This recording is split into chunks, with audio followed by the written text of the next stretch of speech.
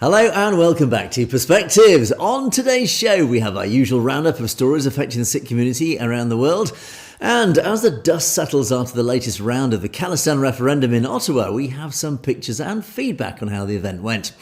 And talking of fallout, after Governor Newsom vetoed Bill SB 509 in California, even senior representatives of the Muslim community are now condemning him for his action. Well, more on that in a moment.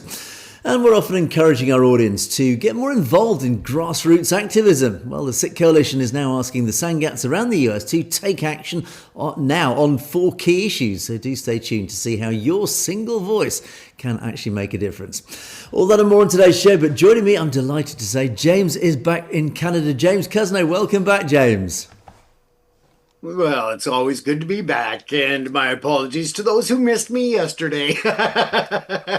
Hey, but, for our locals here, there's lots of snow coming down on the local mountains, which will make Angus jealous. So just remember, keep warm thoughts and share those with us on the chat section or in the comment section. And again, if you don't want to put your comments in the public field, by all means, you can email them directly to us on the show here. So with that, we'll stick around to the end of the night and see what comments made it to the grade tonight. And back to you, Angus. Indeed, and James and I together will be bringing you our perspectives on the daily news affecting the Sikh community across the world. And indeed, at the end of the show, we will take a look at loads of great comments which have been filling up below the video. So thank you as always for that. Right, James, as always, loads to get through this morning. What are you going to start us off with today?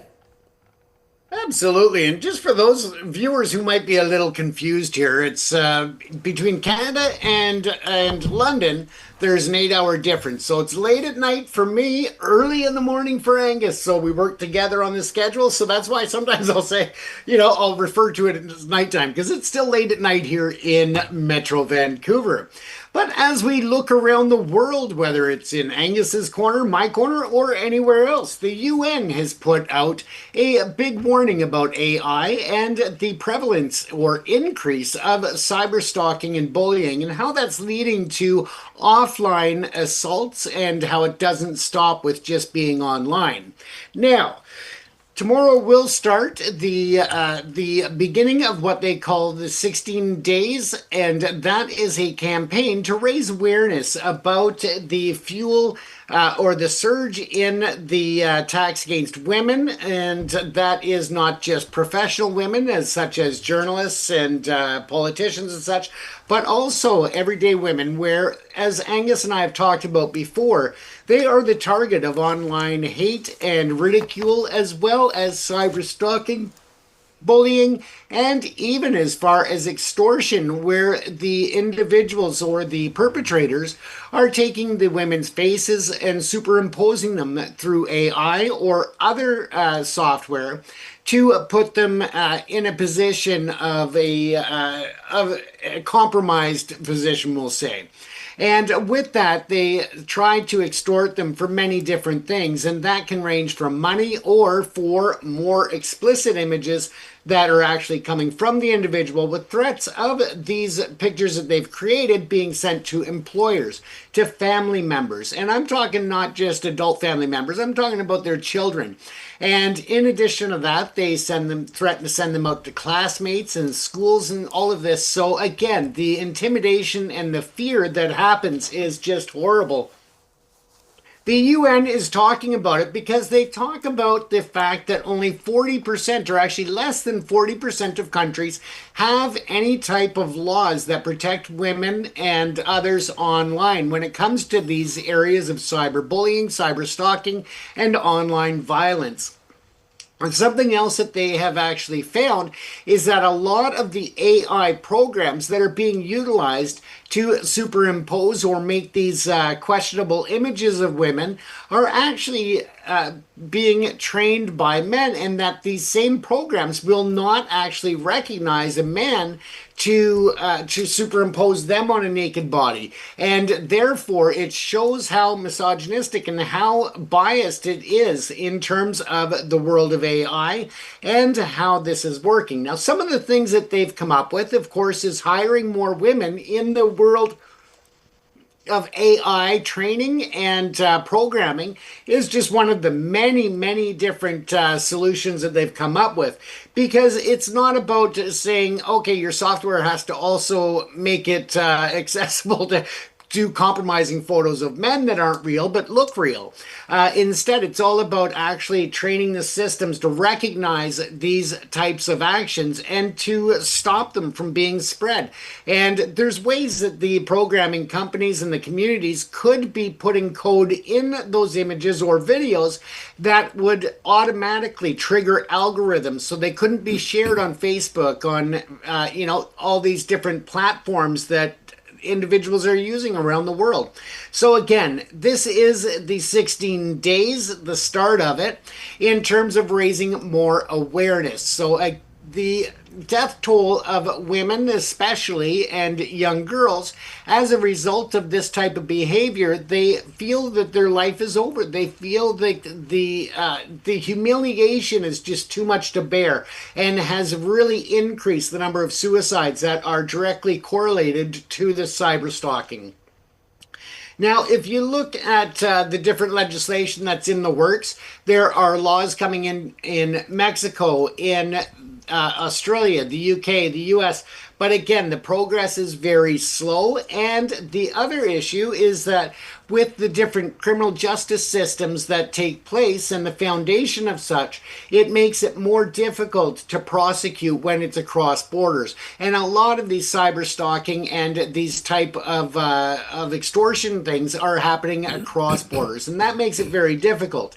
There has been some success in cross-border prosecutions, but that was in a very severe case where, again, it led to a young teenager's suicide here in Canada, and a foreigner was actually held responsible in their home country. But it's a very rare, not a common way that it gets dealt with. So again, so many of these perpetrators are getting away with it, and they feel empowered because of the fact that the laws have not caught up. And that's something that the UN is really pushing all nations to do, and that is to catch up the legal system to the technology and try to keep up with it, because as fast as the technology changes, then of course the laws are years behind before they actually get anywhere.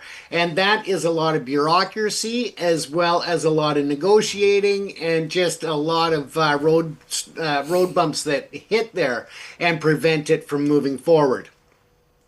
There is, again, from the 25th of November to the 10th of December, what they're calling the No Excuse campaign. So if you find videos online that you think would be helpful to educate people, especially women and young girls, teenage girls and such, but also men, on how to behave more respectably, then that's great. Share them in hashtag no excuse and hashtag 16 days. Again, it is very, very important that the men in our community, especially the younger ones, start to take accountability and understand the damage that's being caused. It's not just an anonymous world online. It has real world consequences that travel outside of the computer, outside of the cell phone, and really, really can impact somebody's life. And that is the important message.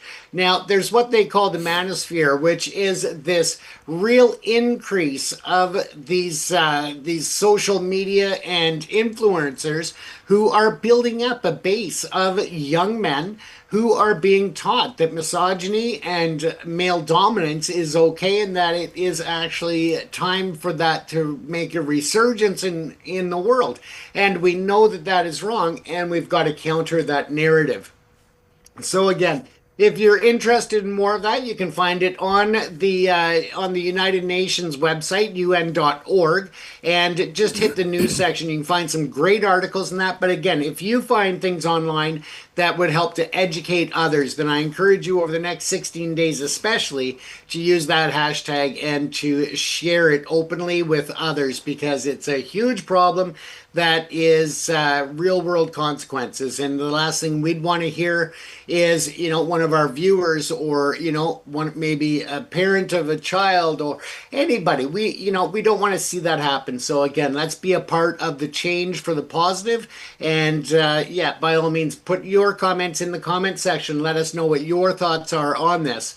And as of 2025, 117 countries are reporting that they are addressing the digital violence. But again, as I said, the progress remains at a very, very slow pace. So let's do something about it ourselves by spreading information, awareness, and really just teaching men that, it's time to have some responsibility for ourselves. But think about the fact that if somebody was doing that to your sister, to your mother, to your aunt, anybody, then, how would you feel if it was your girlfriend or your wife? It's a horrible thing.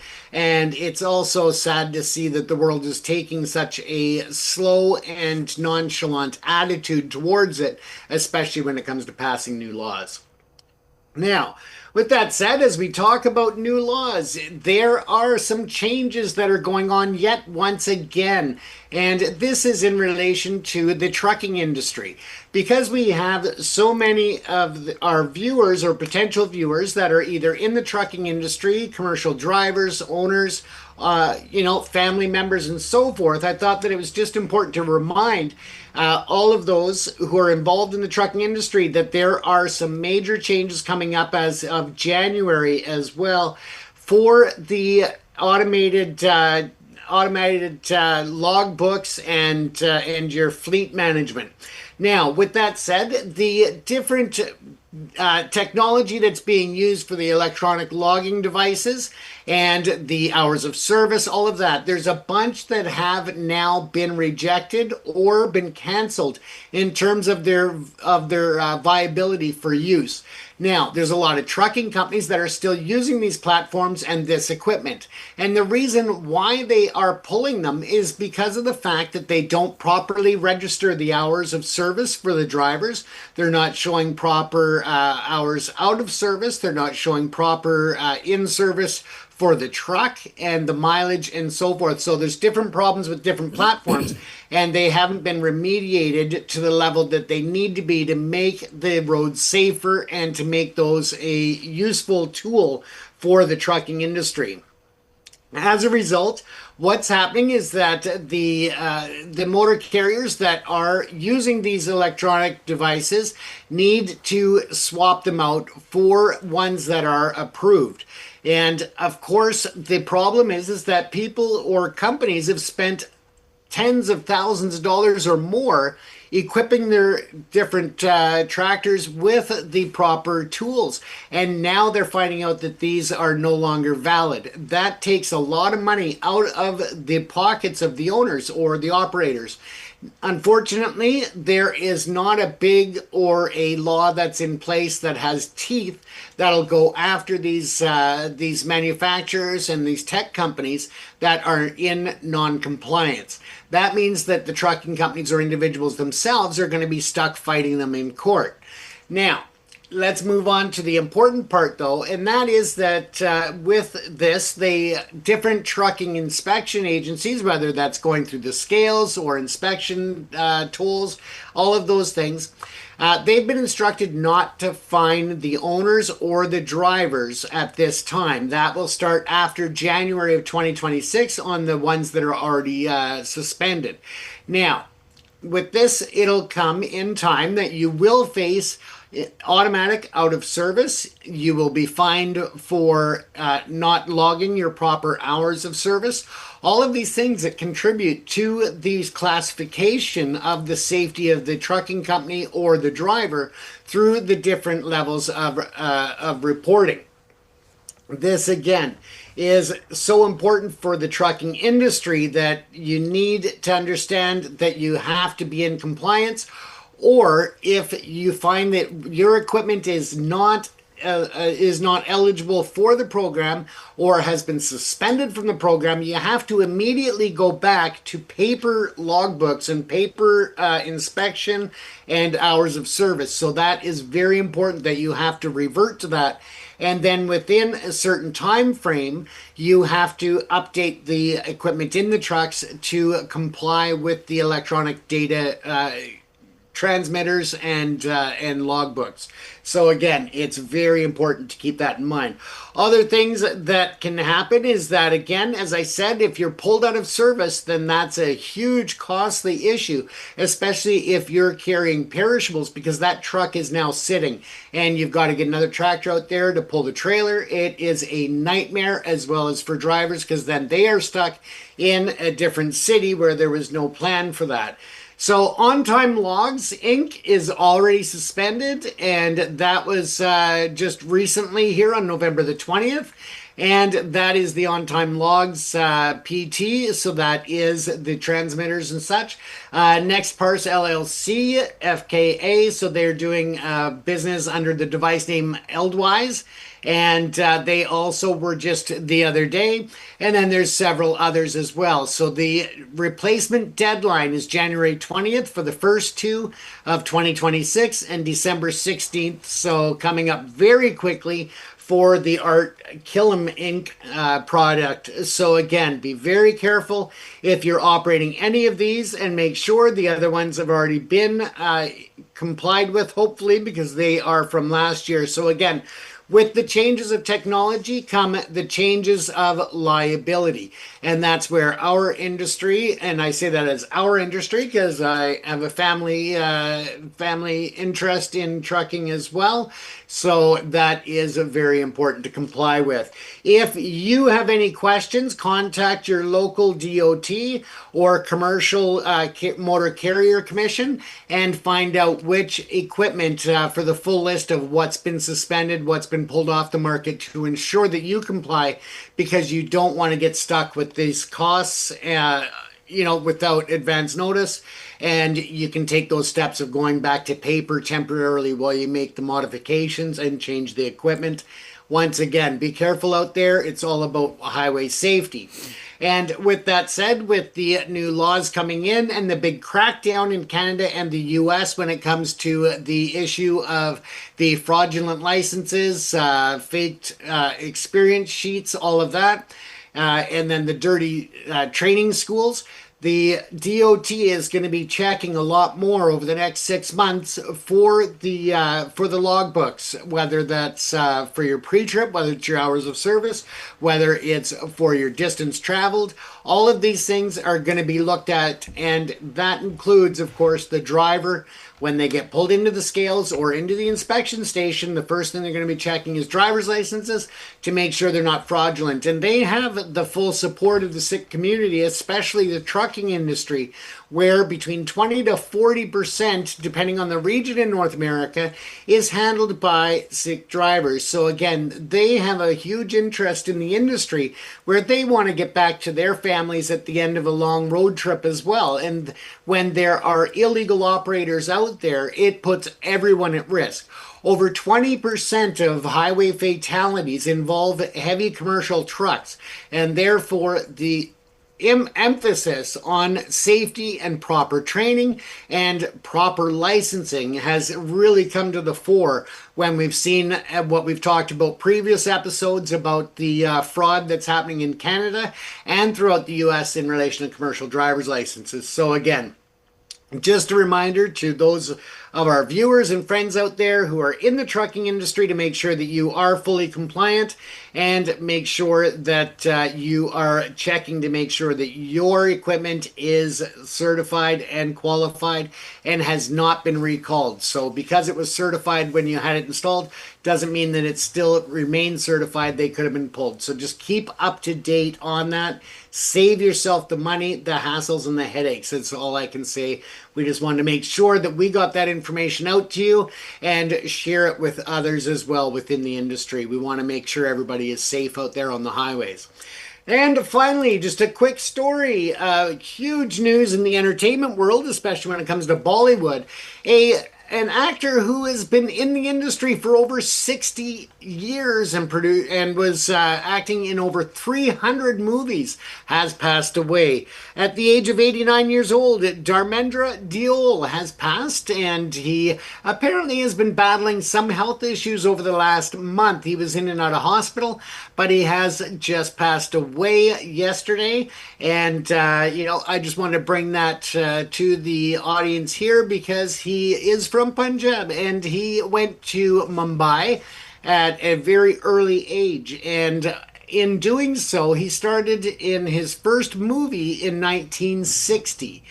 And as I said, has been a star in over 300 projects since, a span of over 60 years. And that, for anybody outside of the film industry, that's almost unheard of for most actors to be that active for over that span of time and to have the international respect of industry professionals and world leaders. Something that many people may not realize, and that is that he also spent some time as a lawmaker in the India Parliament from 2004 to 2009. So he also was well respected in the realm of politics. He did get into a bit of controversy as he had two wives, and very, very odd, especially when you look at the religious standpoint of, being married to two women at the same time. So very interesting. There was apparently rumor that he had transferred from Hinduism to Muslim when he married his second wife, but apparently that was dispelled.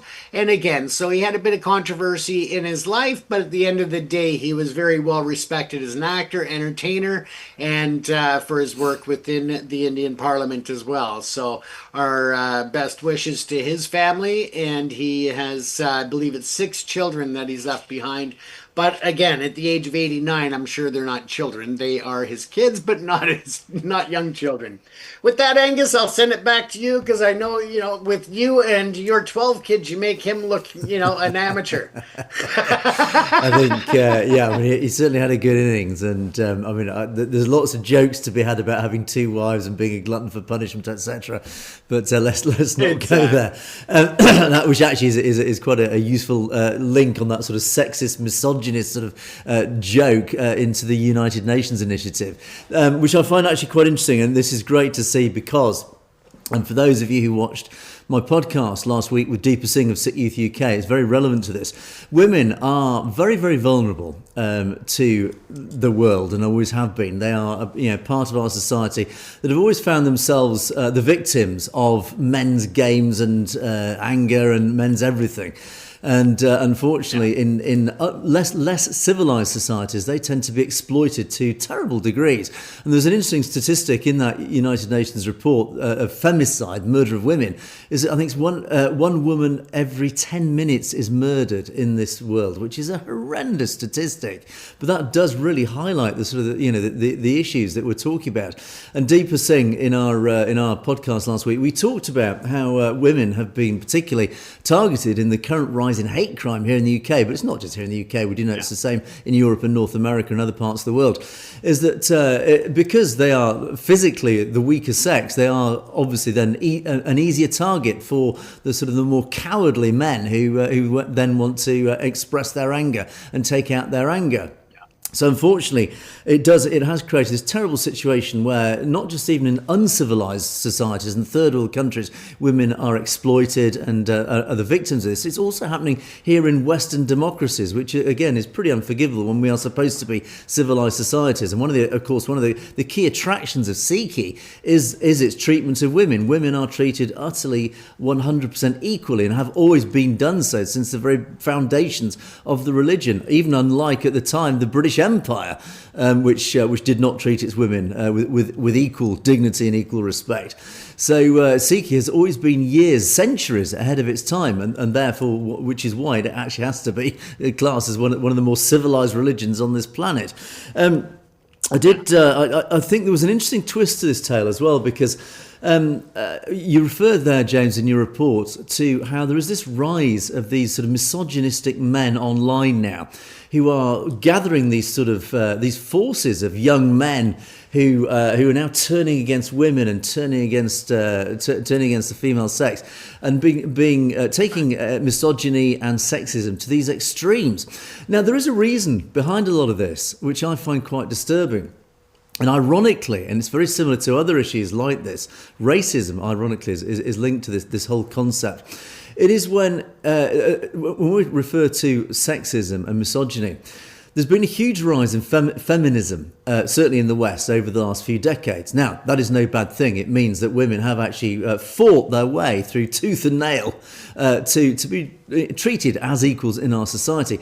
Unfortunately, though, is that this has actually overshot the target. And by that, I mean is that the rise in feminism has also pushed public policy and political policy and social policy to start to almost feminize men. Now, men are men. You can't defeat human nature, and I often refer to human nature. The one thing that you just cannot change despite any veneer of civilization. Humans are human beings. We are driven by our genetics, human nature. You cannot change human nature. Yes, we can change certain elements of the way we live and how we create our civilized societies. But ultimately, men are men. They are driven by testosterone. So the key is here. If this whole feminist movement, which has overshot, has effectively started to feminize men. And you often see this in social media, how men have become almost feminized. We have a whole generation of young men who are growing up who have effectively been dragged away from their masculinity, and they call it toxic masculinity in many cases. Now, yes, there are elements of extreme masculinity which absolutely have to be, let's say, curtailed and restricted. But ultimately, men are still men. Men still need male outlets. And this drive to feminize men has had an inevitable backlash. It has pushed many men into hating, turning against those forces that are trying to feminize them, that are trying to change them from what they are genetically not. And that is the reason why so many young men are driven towards these sexist, these misogynist groups. I think Andrew Tate is one. I don't follow these things, I don't know. But I think Andrew Tate is a name I often see in the press as driving, as one of these key influences that do this. And clearly there are many others.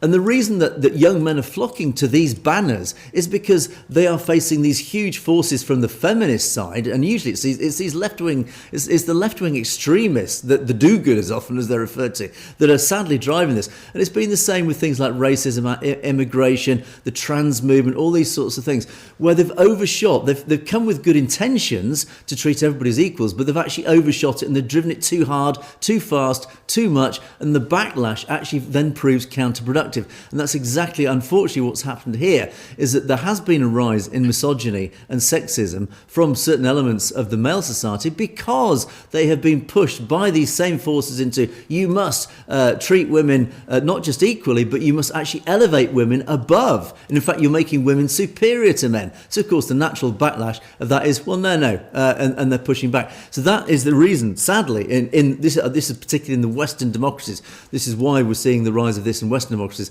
That, in my opinion, is why we're seeing these influences appearing and driving that. But ultimately, James, yes, I think that's a really important story. Sadly, women, as I said at the beginning of this, women have been exploited. The rise in hate crimes has meant that women have been particularly vulnerable to this. Hence why, for example, 20,000 rape alarms have been dished out here in the UK to women, because sadly we had two very high-profile rapes that were specifically, they weren't just sexual assaults, they were actually hate crimes. They were driven by right-wing extremists who were anti-immigration. So there was believe it or not, there was a political element to such a disgusting act. And that's the reason why, unfortunately, the Sikh community particularly has had to now rally around, put up the barriers and build up the walls and protect itself from these dangerous outside forces, James.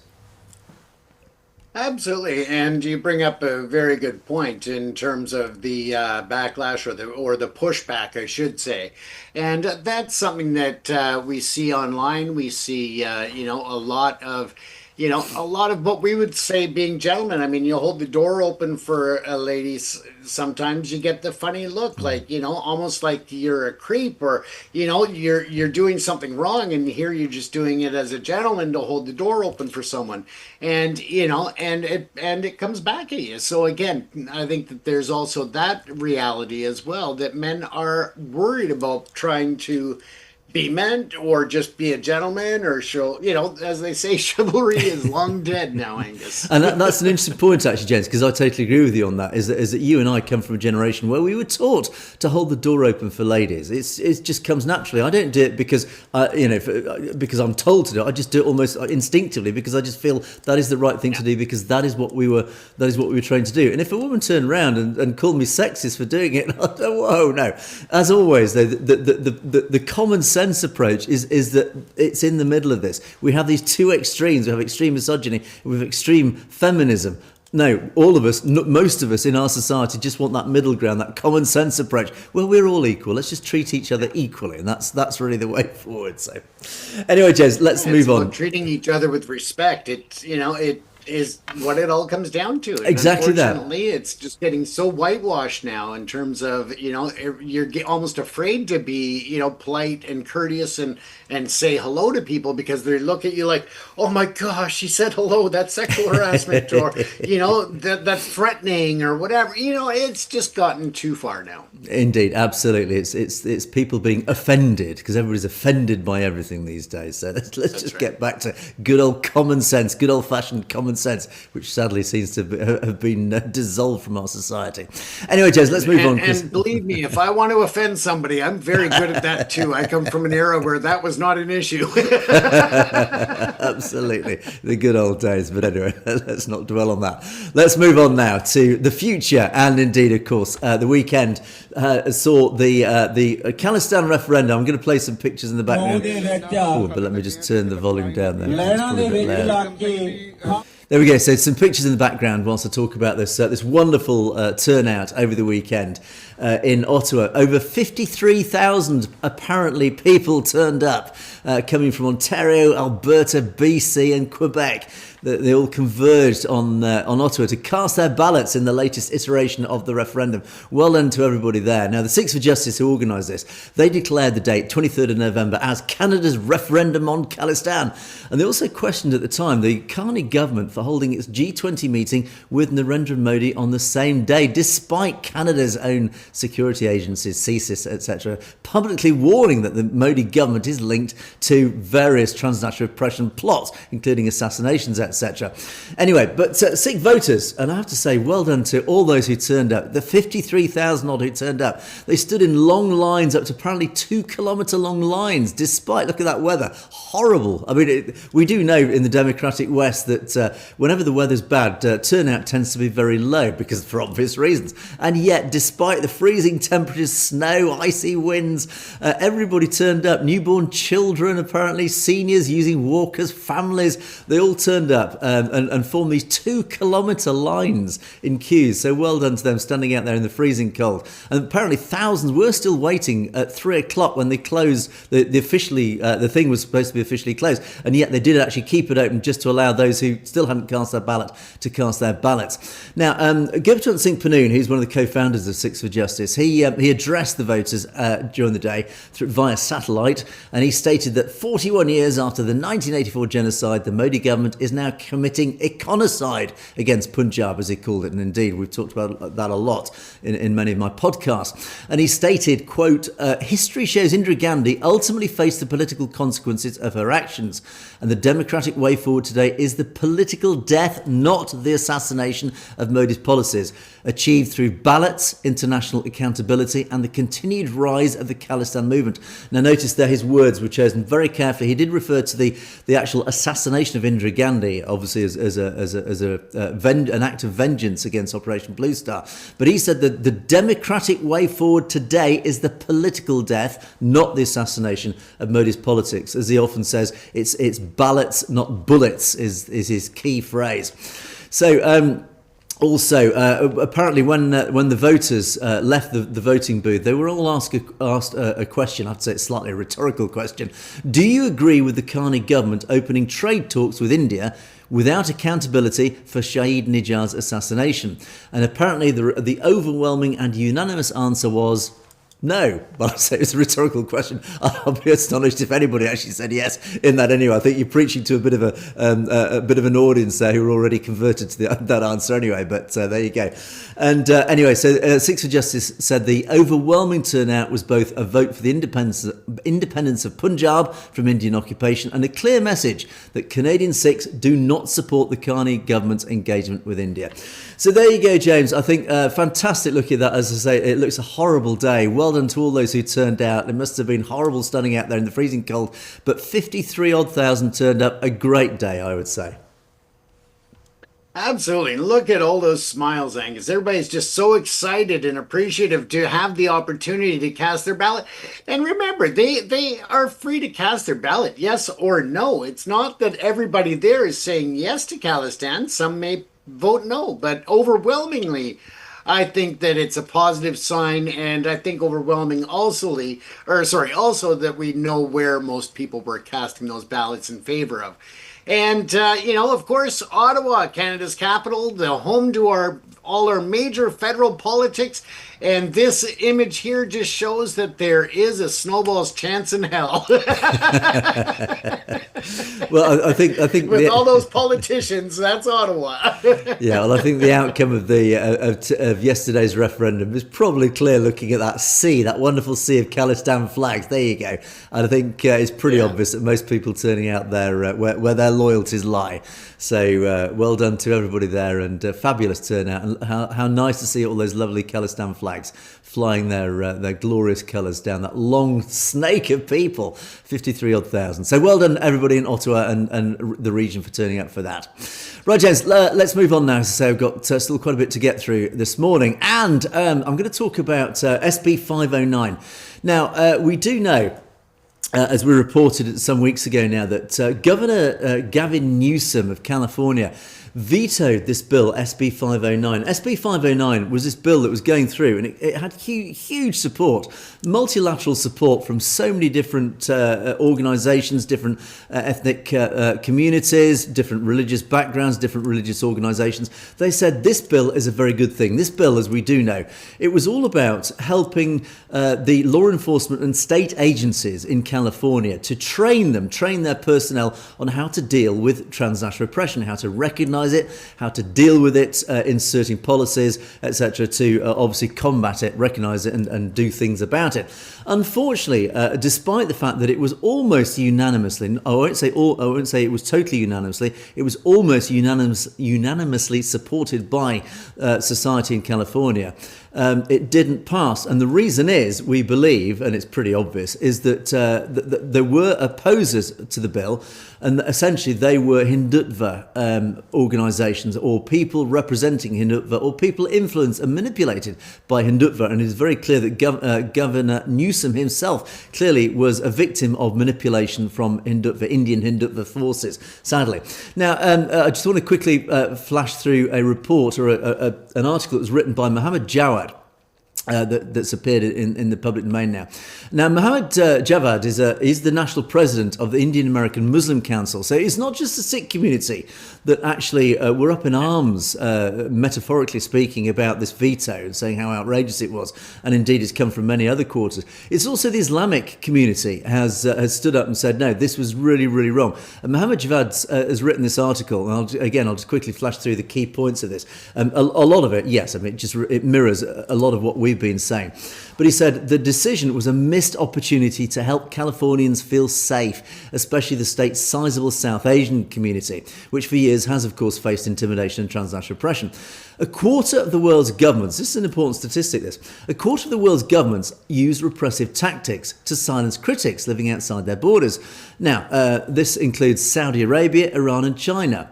India is becoming notorious as one of the only democracies engaging in acts of aggression against Indian expats. I'm starting to chuckle here because, yes, once again, this so-called democracy of India is now being stated in the same breath as countries like Saudi Arabia and Iran and China. I mean, again, India should be ashamed of itself if it claims itself to be a democracy, that it is now actually being talked globally in the same breath as Saudi and China and Iran, etc.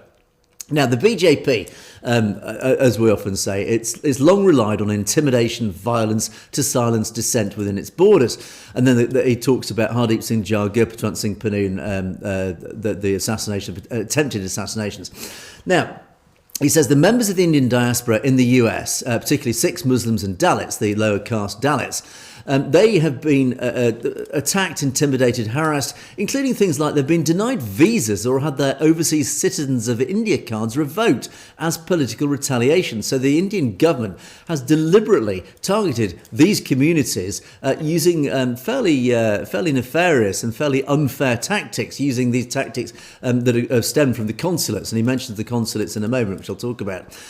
He said there has been coordinated disinformation and hate campaigns. Again, James and I, yes, we've been talking about that, particularly to do with SB 509, as well as the targeting of family members back home. Again, this is a disgusting tactic, which, again, many of our podcast guests have talked about, is that when they're activists and they're campaigning in the West, of course, many of these activists have family back home in the Punjab. So what does the Indian state do? If it can't reach those in the West, it attacks and harasses and intimidates, arrests and holds in detention family members, innocent family members of these campaigners back in the Punjab. It is the most cowardly, the most authoritarian tactic that I just, again, it almost renders me speechless when I hear about this. Again, India calling itself democracy, to sink to a tactic like that is absolutely appalling. Anyway, he says, he continues to say, threats of violence, the suspension of their social media accounts and websites in India. Again, that's a tactic we've often talked about. All of this affects California because it's home to the nation's largest Indian population. So it does have a huge impact. And the fact that Governor Newsom vetoed this, again, it just highlights the fact that how big the diaspora community is in California, and how significant that veto is. And it highlights how Hindutva have really interfered in something that should very clearly have gone through. India has also produced disinformation to target and smear civil rights groups fighting to protect Californians from caste discrimination. Hindus for Human Rights is another prime example of this. So it's not just the Sikh community, it's not even just the Muslim community, it's even the Hindu community itself that has been targeted by this.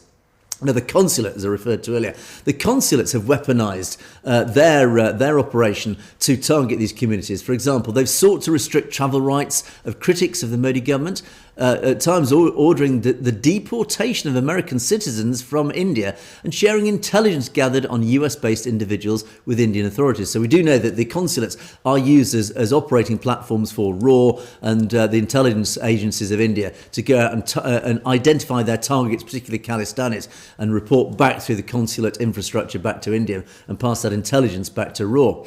Now, these are precisely the safety risks that SB 509 was designed to address. Newsom has left law enforcement ill-equipped to identify and respond to such attacks, especially when they are abetted by US-based groups, of course referring to the Hindutva organisations that exist in the US, like Kona, Hindu American Foundation, etc.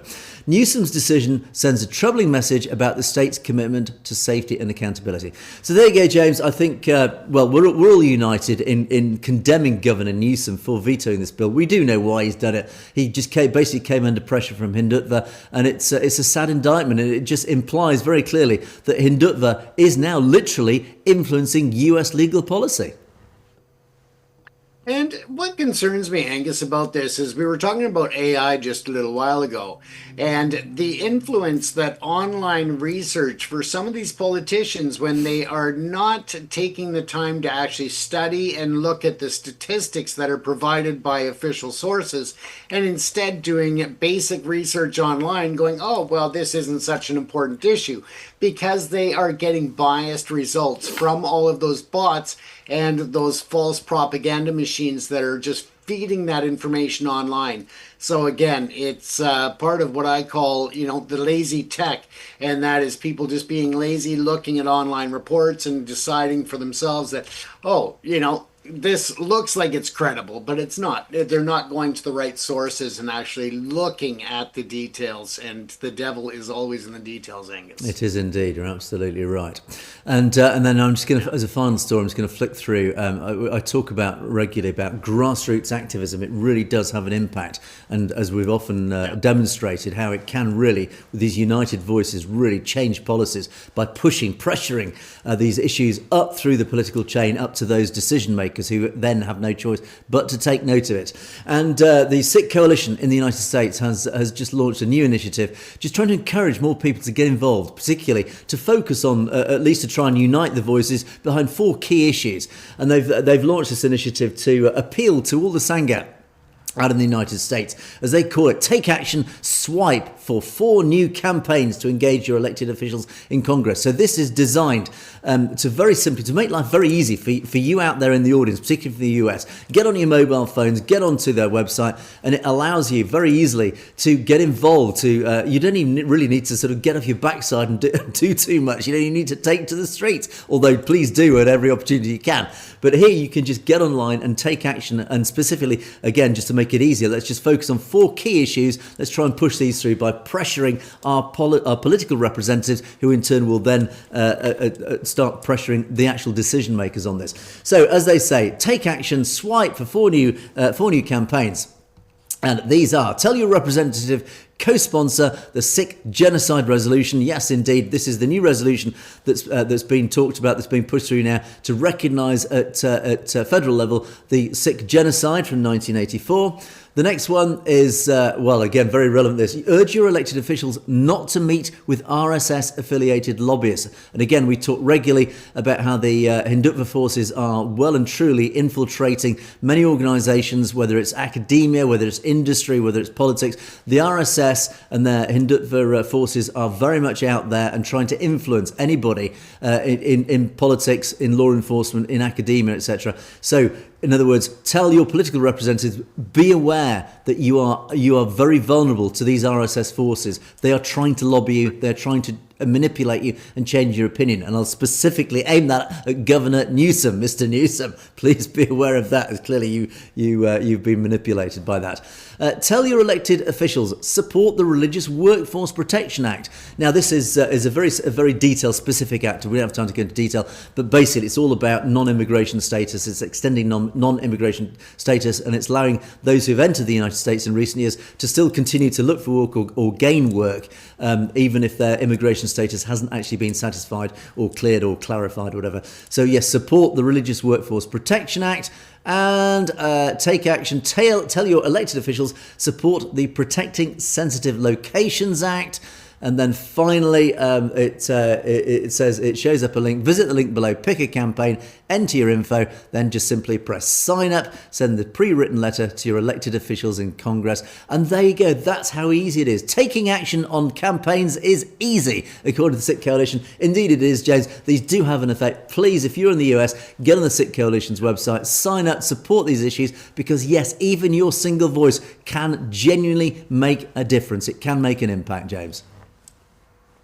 Absolutely. And let's take a look at a side product or a byproduct of this, Angus, is that over time, when the Sikh community is reaching out to the parliamentarians or the politicians, in the US, in the UK, in Canada, it also reiterates to those politicians of non-Sikh ancestry or background or culture, religion, all of that, it reiterates the values and the principles that Sikhi is based upon. And that goes a long way, in my belief, when the time comes for them to recognize Khalistan as a sovereign nation as it's formed. I think that when they understand the principles behind Sikhi, I think that that will also translate into their support on the international stage of Khalistan. No question at all. A very good point there. And talking of which, let's move on to our comments section. Loads of comments to get through today. So thank you for to our wonderful audience, as always, for your loyal support and your interesting comments that came pouring in. And today we're just going to focus on the podcast I did with Deepa last week. And again, loads of comments after that video. All very interesting comments, very pertinent comments. TC starts us off, one of our regulars. Hi TC, thanks for your comment. Great work. Practical help and awareness for vulnerable individuals in the community. Self-defense training and street awareness is necessary to avoid what you call freezing. Of course, when you're under trauma, and particularly as a lady, if you're attacked, one of the instinctive, for some reason, the biology causes a woman just to freeze, whatever defense mechanism it is. And the only way to change that is just through training. It's through drill, it's through practice, it's being taught what to do and how to deal with these situations. Collective democratic decision making on the best way forward, considering the forces at play, provides a better footed approach to tackling these issues in an effective, law abiding way. Great podcast. It was indeed a great great podcast, TC. Thanks for that. And say Deeper did bring out a lot of issues, but once again, James, it does highlight how vulnerable the women are in our society, and that we have to rally around to protect them. It's outrageous that we even have to even think to do that. Absolutely. And I mean, it's another thing that when we look back at certain aspects, Angus, where men are afraid to get in to stand up for a woman who may be being attacked because they don't want to get accused of being an aggressor either. And I think that's a dangerous pattern that's really growing, and one that we need to reverse. We need to make sure that if a man stands up to prevent violence or to stop it in its action, then they need to be recognized as being a hero, or at least being on the right side of it, and not to have it turned against them either. Yeah, what a world we live in. We often see on social media these videos of women being attacked in public, like on the tube here in London. There've been all sorts of social media videos where some pretty unpleasant characters have turned on women in public, and everybody's just watched and filmed it. I mean, the worst thing is people with their mobile phones will film these incidents and not actually intervene and try and protect the victim. Anyway, I despair. Harjinder Shergill, thank you for your comment. Now, you raised a point here saying, look, you're saying that rape alarms, it's pointless to issuing rape alarms, is these girls should come and become Amrit Dari Sikhs and carry some kind of pepper spray, but rape alarms, what a waste of money and time. So basically, I think the point being raised here, Harjinder, is that you're saying that these women should actually come closer to Sikhi. They should become Amrit Dari Sikhs, which in turn will help them. Well, they can carry the kirpan for a start. They become, I suppose, better trained is the point that you're making. But Stay Safe comes back and says, look, it's not a decree, that we're not the Taliban here. We're not trying to force women to become Amrit Dari Sikhs, to get closer to Sikhi by becoming Amrit Daris. And it shouldn't be mandatory to get a kirpan. That is not the spirit of what being an Amrit, of going through Amrit, is all about. Sikhs should focus on inclusivity. Chardi Kala, that wonderful word, is yearning for Sikh help. Preaching can push people away. That's a very good point, James, is that if you push people towards it, their natural reaction is to resist it. Sahajdari Sikhs, Sahajari, I can't even say that word, Sahajdari Sikhs also contribute to our Sangat. Even though if you're not an Amrit Dari Sikh, even those who are Sahajdari Sikhs still have a role to play in the Sangat. Sikhi values freedom of choice, self-discipline. Anyone wanting a closer connection to the Guru can take Amrit, which is really the most sacred. And as you say, you're ready to take that step towards Amrit, which is I'm ready to take the Guru's path completely. Sikhi welcomes women. Sikhi speaks the women's language. That's why cause help other cause. We have a space here, adding joy to the faith, sharing their tasks, etc., etc. So, I mean, basically, I think that the key point here is you can't force women to become Amrit Dari Sikhs. You've got to come to these things voluntarily. It's got to come from within. And the final point there about cause protecting other cause, it's not just cause protecting cause and forming a ring around themselves. It's all about all of us in our whole society, not even just among the Sikh community, which of course is rallying around and protecting itself. It's all of us from all our communities need to rally around and protect, because those who are attacking us are actually the extremists. It doesn't matter what their background is. They're just extremists. They are the fringes of society. They're the people that we all need to turn our ire against, James. Absolutely, and I mean we've got to do better in making sure that society stands up for the victims of violence, whether that's women on the transit systems or men in the workplace or anywhere. Anybody is, I'm just saying across the board. The justice system has to kick in. They have to hold these perpetrators accountable and not have a revolving door in a justice system that can spin them out as fast as the officers can arrest them. Indeed, I like that phrase. Sikhi values freedom of choice and self-discipline. So thank you for that. Stay safe. Yeah. Narinder Singh Marway says India has never genuinely sat with Sikhs and helped them or support them to sort out the issues. I also think it's too late now, as India constantly involved to create problems for Sikhs and treating them as second-class citizens. Basically, the point being made here is, look, India has never been able to resolve its difference. It's settled its difference with Sikhs. And by India, primarily, of course, we're talking about the Hindu extremists, the Hindutva RSS forces. There is never going to be peace between these two ideologies, between Sikhi and the Brahmins, because Sikhs stand as an existential threat to the Brahmin rule of India. That's why things will never be settled. So ultimately, we know what the answer is, James, is that there can only be one answer, that is Khalistan. Absolutely, and we will be there. As I always say, Angus, we will have a show from Khalistan. We'll have lunch in Khalistan. We will be there to celebrate alongside all of the others who have worked so courageously. And I'm saying the others work courageously, not us. We're just doing our talk show. But we will be there to celebrate those who fought courageously to make it happen. And Ping Pong, I didn't realise this. Thank you, Ping Pong, for your comment. Good to see Tommy Robinson linking this podcast. So I went and actually had a look. And indeed, Tommy Robinson, for those who aren't aware of who Tommy Robinson is, he's a British campaigner. He's a right-wing campaigner. He's suffered humongously from the British state because he has actually become a focal rallying point for the right wing. And I'm not talking extreme right wing. Originally, he was accused of being an extremist, but he's actually now become a focal point just for people who are just slightly right of centre, because he is becoming, again, a voice for those who didn't previously have a democratic voice.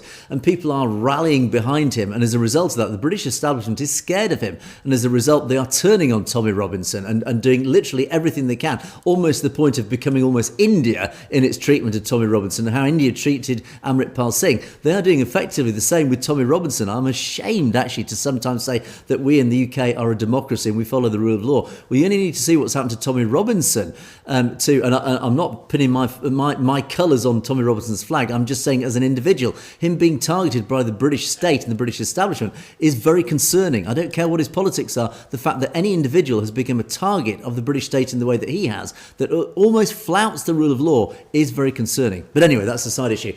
But Tommy Robinson has actually also been linked, ironically, to the right-wing forces of India, because, of course, right-wing has allied with right-wing in India. Tommy Robinson, I sadly feel, has not realised what he is aligning with, the Hindutva forces in India and what they represent, because he's also actually a very good friend of the Sikh community. He is mixed with Sikhs and he's mixed with a few fake Sikhs, let's say, as well.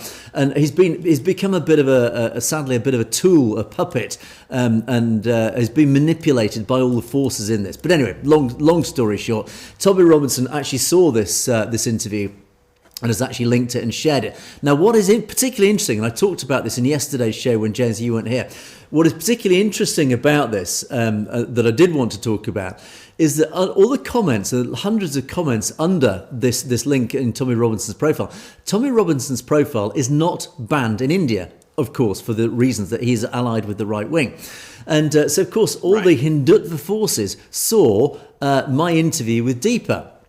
And you look at the comments, and it did make me chuckle, because comment after comment after comment, and you'll see a comment coming up shortly, referred to this terrorist over my shoulder here. Of course, Bindran Valiji, obviously not a terrorist, but of course he is a terrorist in the eyes of Hindutva RSS and manipulated sheep of India. Those who can't think for themselves, those who have completely been completely inured by the propaganda of the RSS, believe that Bindran Vali, this guy who basically just stood up for basic human rights in the Punjab, who was murdered by the Indian state in 1984 after a heroic stand during that terrible, absolutely appalling attack on the Harmandir Sahib, the Darbar Sahib.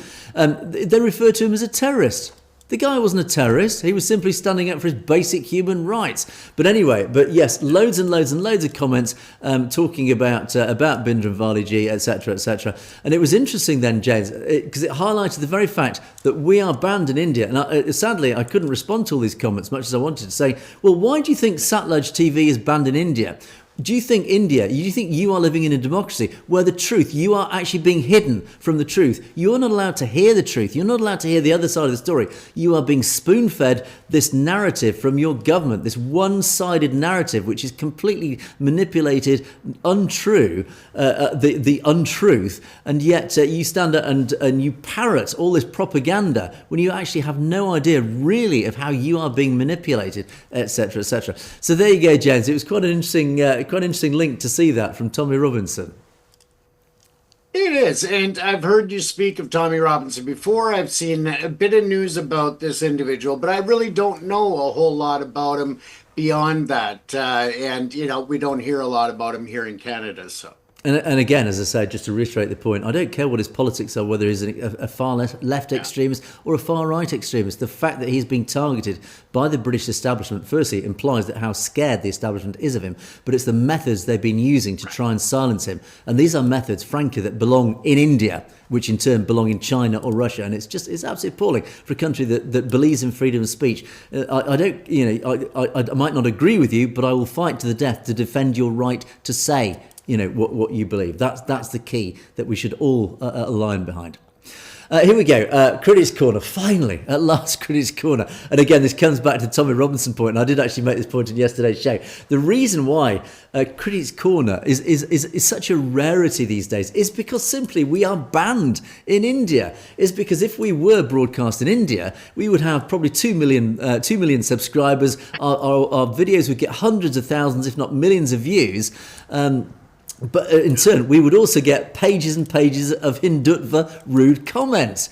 But the fact that poor India is denied the joy of satellite TV, thanks to the Indian censorship, is that we only get a very few. And of course, these people are either looking through a VPN or presumably they're actually based out in the diaspora, because of course the Hindutva do operate in the diaspora. And as I said yesterday, Hindutva forces in the diaspora have bigger issues that they're targeting, that they're looking at. Is that our little corner of the internet on satellite TV or television, is they tend not to target us so much, and why sadly we don't get so many comments. But anyway, RRA, thank you for your comment. Anyway, you've got a divisive figure behind you. Divisive. Who did the division? It wasn't Bhindranwale who did the division. It was the Indian state. They're the ones targeting the Sikh community. They are the ones who divided the Sikhs away from the rest of India. So Bhindranwale was just a reaction. He was a response to the Indian state division. Why would you have his portrait up? Because I respect the guy. His portrait, don't forget, stands in every single Gurdwara around the world. And again, talking about the Hindutva forces, saying, why is this terrorist portrait behind me? Because his portrait also stands in every single Gurdwara around the world, this so-called terrorist. In other words, you're talking absolute nonsense. Typical white bloke causing division amongst Indians. Partition of 1947 wasn't enough. This white English tool wants more division. Actually, it's funny you should say that, because yes, I do want more division. I want a division between India and Khalistan, because I think that is the only peaceful solution, the only democratic solution to bring peace to this region, to allow the Sikh community in the Punjab, and of course the whole of Punjab, including Hindus, Christians, whoever, it doesn't matter their background, but the people of Punjab will finally be left alone by the Indian state and the persecution and the oppression that the Indian state have been doing. So that is the division I am trying to provoke, trying to promote. Absolutely right, RRA. I am pro-division. I am pro-Khalistan. I'll make no secret of it, James. Absolutely. And I mean, all you have to do is look at reports from the UN and from, Human Rights Watch, from Amnesty International, to see how wrong some of this is, in terms of the fact that what has India done to all minorities over decades of oppression and crimes and genocide.